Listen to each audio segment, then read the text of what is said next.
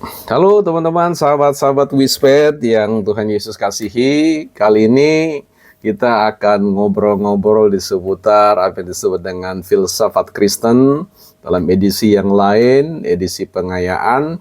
Yang kali ini kita akan membahas pentingnya cara berpikir atau cara kita memandang, cara kita menilai segala sesuatu berdasarkan satu sistem nilai yang sungguh-sungguh dapat diandalkan atau kita yakinkan akan membawa diri kita pada suatu pencapaian, ya, dampak yang katakanlah keuntungan-keuntungan yang maksimal dalam kehidupan kita.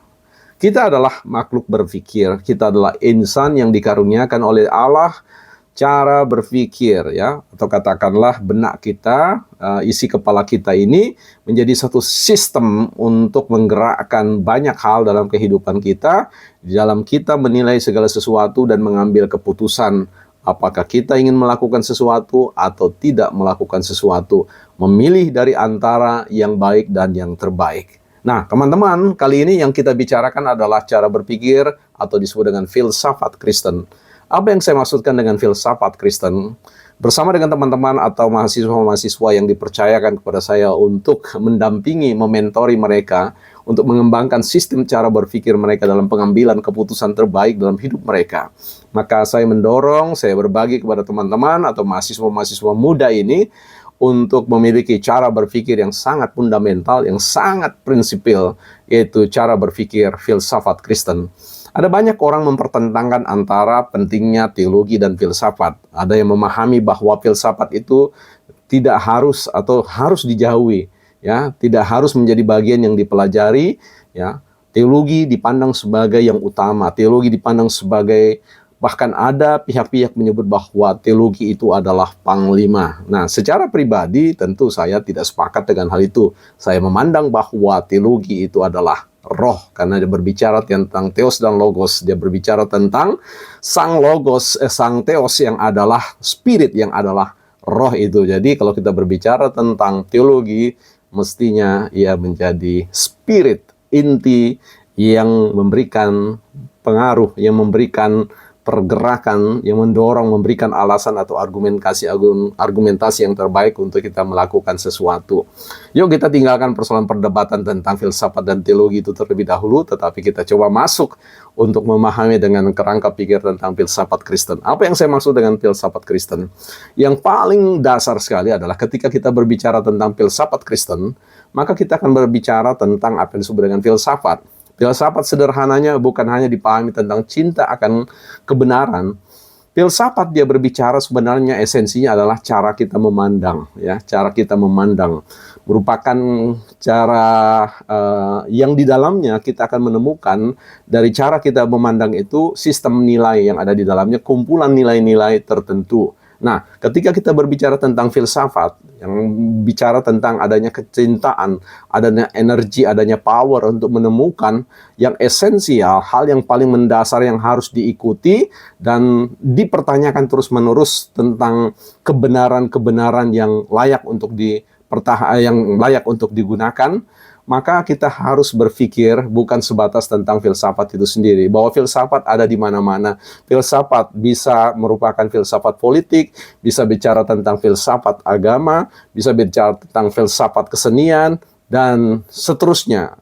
Kali ini kita berbicara tentang filsafat Kristen, artinya yang saya maksudkan berbicara tentang cara pandang Kristus, ya. Jadi Kristen itu orang-orang penganut Kristen, ya, murid-murid Yesus. Jadi kalau kita berbicara tentang filsafat Kristus, filsafat Kristen, maka sebenarnya kita mau membawa diri kita pada satu konteks apa yang disebut dengan memiliki pikiran-pikiran Kristus. Nah, di dalam Filipi 2 ayat 5 mengatakan, hendaklah kamu dalam hidupmu bersama menaruh pikiran dan perasaan yang sama sebagaimana juga yang terdapat di dalam Yesus Kristus. Jadi filsafat Kristen itu sebenarnya cara pandang, cara kita menilai, membuat pertimbangan-pertimbangan berdasarkan pada satu prinsip yang hakiki, yang tidak dapat ditawar-tawar, yaitu adalah adanya pikiran-pikiran Kristus di dalam benak kita. Dan seluruh sistem berpikir Kristus itulah yang kemudian akan menjadi modal besar, modal utama kita di dalam memberikan penilaian, di dalam memberikan sebuah keputusan dalam perjalanan hidup kita. Nah, di mana kemudian kita bisa menemukan jejak-jejak pemikiran Kristus?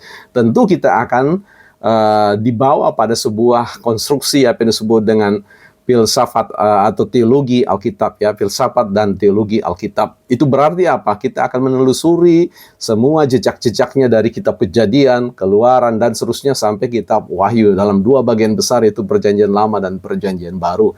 Di dalam Alkitab itulah kita akan belajar untuk mengeja satu demi satu tentang eksistensi keberadaan Kristus, keberadaan Yesus anak Allah, yang merupakan manifestasi dari keberadaan Allah sendiri dalam konsep Tritunggal itu. Nah, dari perjalanan kita membaca Alkitab itulah baru kita bisa mendapatkan, ya, bisa kita menjejaki satu demi satu, ya, tentang keberadaan Kristus. Tentu kita semua sudah paham benar bahwa Alkitab selalu berbicara tentang Yesus. Yesus adalah inti dari pemberitaan firman Allah. Ya, inti dari pemberitaan Alkitab sendiri. Jadi Kristus itu merupakan sentral, epicentrum dari segala sesuatu yang dinarasikan di dalam Alkitab. Jadi teman-teman, ketika kita berbicara tentang filsafat Kristen, tidak bisa dihindari, ya, membangun sebuah budaya, kebiasaan, kesenangan untuk membaca Alkitab dari kitab Kejadian sampai dengan kitab Wahyu. Ya, setiap orang yang ingin berfilsafat secara Kristiani dan kemudian tidak pernah mengunyah-ngunyah, tidak pernah memasuki lembaran demi lembaran tentang perjalanan, ya, penciptaan manusia, kejatuhan manusia, dan banyak lagi dalam segala kisah-kisah yang ada yang sangat kaya di dalam Alkitab, maka dia tidak bisa kita sebut sebagai seorang filsuf Kristen, ya. Seorang filsuf Kristen atau yang memiliki cara pandang, cara berpikir, wawasan tentang kekristenan itu selalu harus dikembalikan pada tanggung jawab dia menjadi seorang penstudi atau yang suka gemar belajar tentang Alkitab, ya. Dan dia benar-benar mengimani Alkitab sebagai anugerah dari Allah, ya. Sekalipun banyak perdebatan tentang persoalan-persoalan di seputar Alkitab, tapi bagi seorang yang ingin berfilsafat, ya, menjadi seorang yang berpikir dengan cara filsafat Kristen, maka dia harus dikembalikan pada apa yang disebut dengan berendam di dalam Alkitab itu sendiri.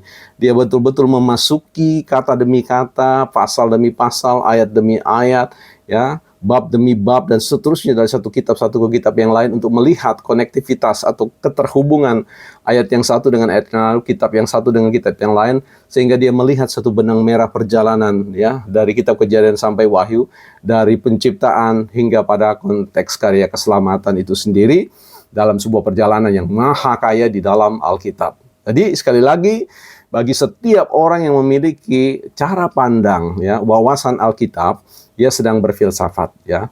Kata-katanya selalu berpijak, ada tautannya, ada titik berangkatnya, di mana ia memberikan sebuah penilaian sesuatu, dia selalu tahu, dia selalu berjangkar pada sebuah konteks kebenaran firman yang ada di dalam Alkitab, ya. Jadi tidak sporadis, tidak katakanlah muncul begitu-begitu saja, tidak tersistematis dan sebagainya. Dia memiliki sistem berpikir yang sangat dekat dengan narasi-narasi kitab suci yang ada.